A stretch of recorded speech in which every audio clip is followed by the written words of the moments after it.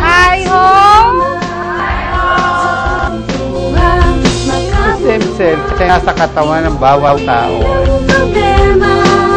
Restores you talaga by regenerating. Balance mo na yung diet mo, maging parang i-detox mo yung sarili mo. Salamat po!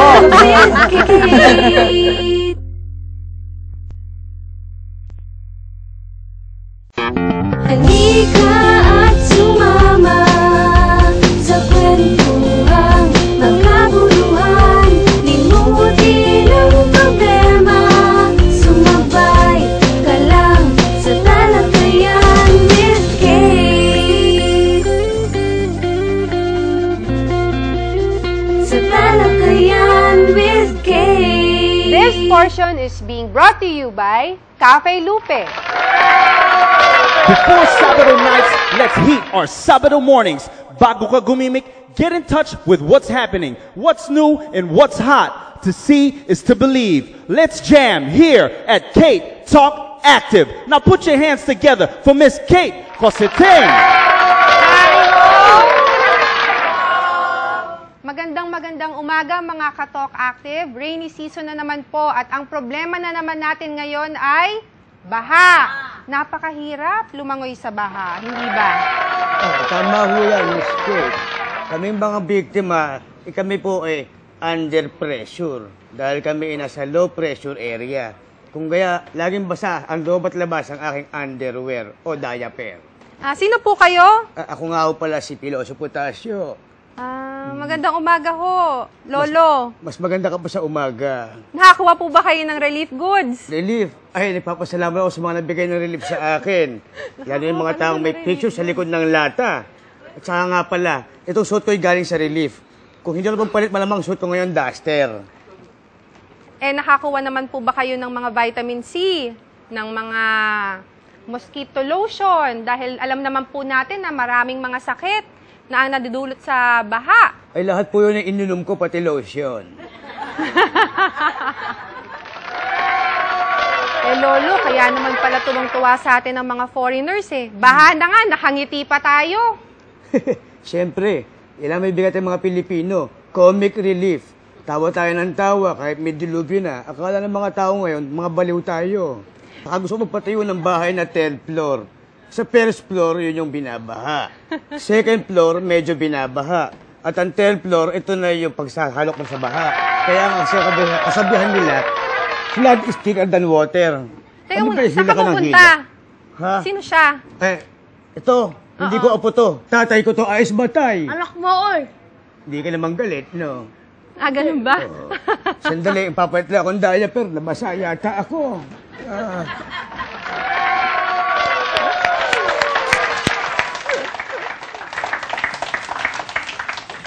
Maraming mga pagbabago ang dala ng climate change sa buhay natin.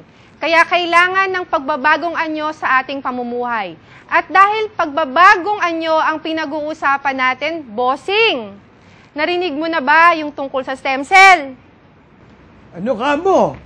Ano yung topic natin? Stem cell! Stem cell. Pwede ba ako mag-break ng phlegm cell? Abangan po natin ang stem cell therapy sa pagbabalik po ng Kate Talk Active. Sumabay ka lang sa talakayan with Kate.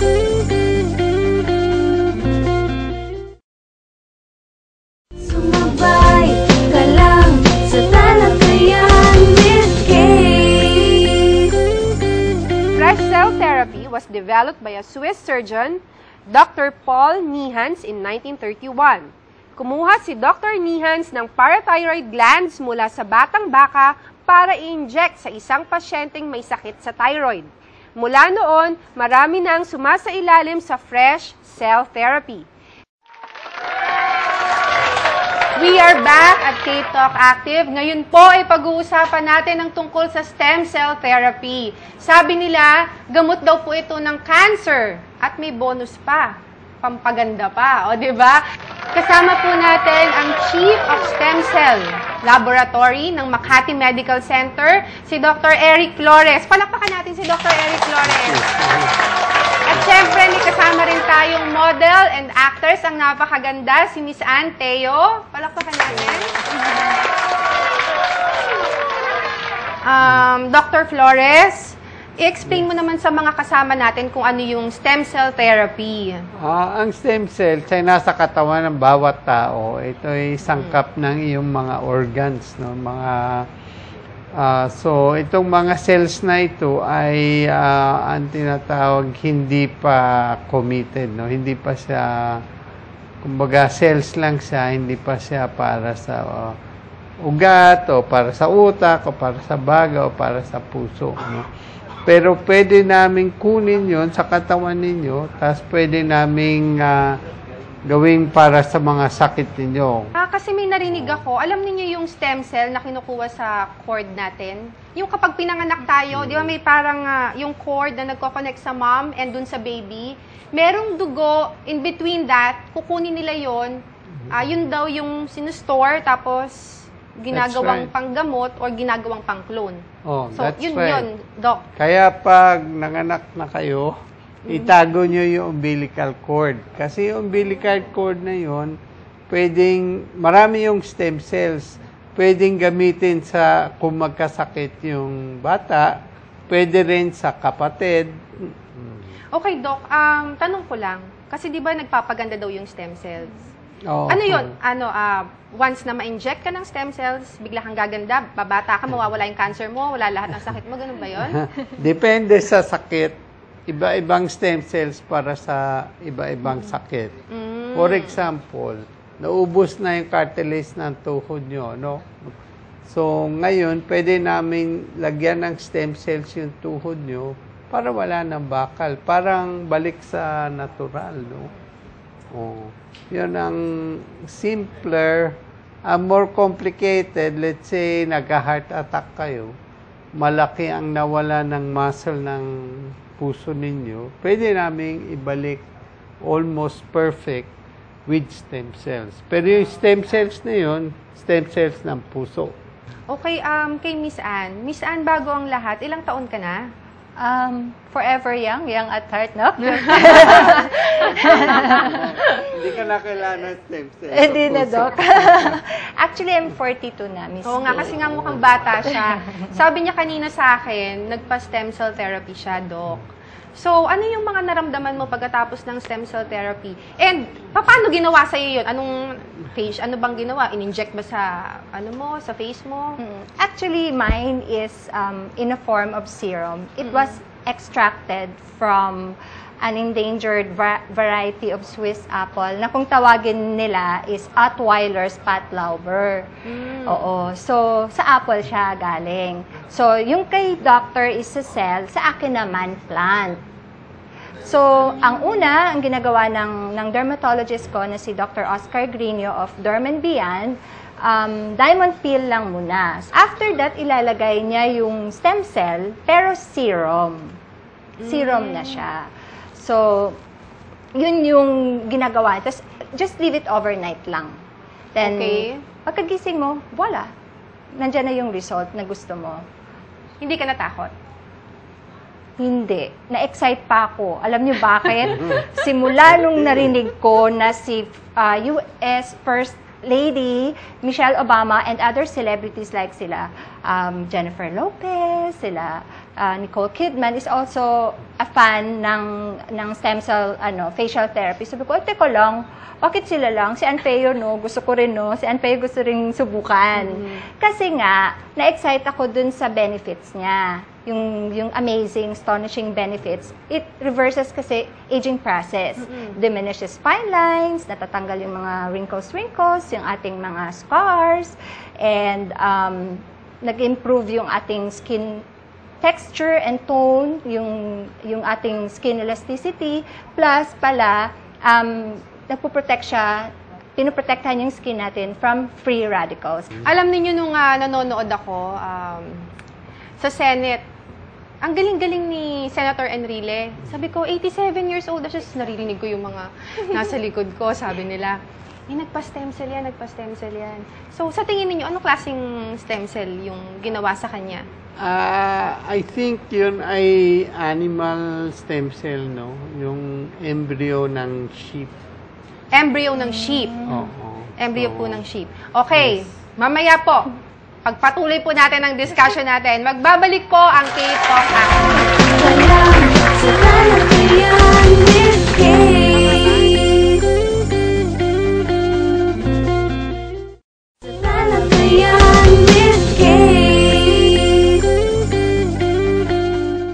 From sports to lifestyle to travel and everything in between, SportsManila.net is supreme. If you're looking for 24/7 news on the daily, this is the spot. Go ask, call us Agassi. Always updated like a trendsetter, favored by Coach Norman Black, a top mentor. Need a recap of highlight moves of James Yap? Check what's in and buzzing with the pretty Miss Kate Tang. As for me, Sly Kane, I keep it hot as the sun, like SportsManila.net, one in a million. Welcome back. Nag-uusapan pa rin po natin ang stem cell therapy. So, Dr. Eric, ikwento mo sa amin ulit yung nabitin kanina. Tungkol sa sheep. Yes. Yes. Yung sheep embryo, wala pang yung tinatawag na immune system. So, hindi pa nire-reject ng katawan mo yun. So, stem cell rin yun. Pero sa hayop, ngayon yun, last about a year, 1.5 years. Usually, wala ng visa. So, inject ka na naman at that point. So, hindi po yan ginagawa dito sa Pilipinas. Saan po yan ginagawa, Doc? Sa Germany. Used to be done in Switzerland. Ngayon, nasa Germany na. Kasi po, meron po akong kakilala na sabi nila, ni-reject daw, hindi daw na lagyan ng stem cells kasi hindi na daw kaya ng heart. Bakit nagkaroon ng connection sa heart? Well, para sa, kung dugo ang ginagamit sa stem cell, yung dugo mo papasok sa makina, babalik sa'yo, umiikot lang yon. Yung makina, binubunot ang stem cells. Okay. Kami, usually, yung tawag doon, apheresis ang tawag doon. You know, it's technical apheresis. Ngayon, sa amin, nag-apheresis kami, kuminsan 12 liters ng dugo ang umiikot bago namin mabunot ng most of your stem cells. Sa cancer po, lahat po ng nag-undergo ng stem cells gumaling? Depende what stage, depende kung anong klaseng cancer, tsaka depende how aggressive you treated it. Now, when we treat cancer, with what we call dendritic cells, which are a type of stem cells, yung puti mong buhok, nangingitim. Yung skin mo para kang bata. Tsaka yung mga wrinkles na mawala. Kay Ana, buti hindi ka nag-try magpa-surgery. First of all, I don't have anything naman against surgery, no? Cosmetic surgery. Pero, ang point of view ko doon is that kung pwede namang hindi, wag na lang muna. Gaano ka-importante sa'yo ang younger-looking skin? Oh, it's very important sa part ko kasi nga sa yung line of work ko, which is print, TV, commercial model, then lately yun nagte-teleserye na rin ako. Wag niyong kalimutang panoorin pa lang Walang Hanggan, ha. Plugging, no? Segue. Segue. Importante siya kasi most of the time nakaharap kami sa camera. So, there's lights and everything. Lahat yun, medyo dry ng skin. So, I go extra mile talaga in taking good care of my skin. It's very, very important talaga for me to have a youthful, healthy, and glowing skin. Okay, ipagpapatuloy po natin. Magbabalik po ang K-Talk Active in just a short while. Sumabay ka lang sa talakayan with Kate. Problema, sumabay ka lang sa talakayan with Kate. Stem cell therapy pa rin po ang pinag-uusapan natin. Yung question ko po ngayon para sa inyong dalawa, ano yung maipapayo ninyo dun sa mga taong gustong magpa-stem cell therapy? Like yung sa mga kababaihang kagaya ko, especially my age, na gustong i-enhance pa yung ganda nila, pwede niyo pong subukan yung stem cell facial therapy.